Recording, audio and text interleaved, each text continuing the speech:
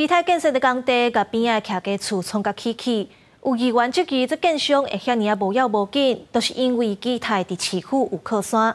包括市府的顾问孙伟志是基泰董事会专案顾问，有前经政署的副署长刘碧良是基泰的副董事长。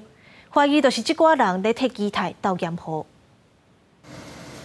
基泰建设因为时间不当，造成在地居民家厝起倒，民众有厝无倒转去机关整体建商会无惊半人，都是因为基泰伫市府调中有人。基泰董事会专案顾问孙伟志现任经历就是台北市政府顾问。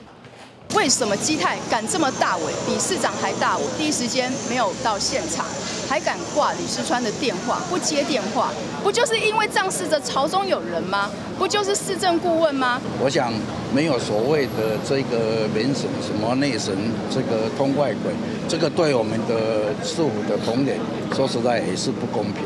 但关起底，孙伟志除了是北市府现任市政顾问，也兼潘石开发公司董事长，需要办道各是换过5路餐饮甲饭店。那今年才退休的前经政署副署长刘碧良，目前挂名基泰副董事长，2个人和市员点名是基泰门神。您拨的电话无人接听，请稍后再拨。记者实际打电话给2个人甲旗下公司无法度取得联系，也毋过对门神的讲法，市长蒋万安表示，若有违法事情，一定依法就办。 如果有任何违法事证，我们一定依法就办。我在乎的是灾民的眼泪，不是建商的眼泪。蒋万安也强调，要求基泰面对负起责任。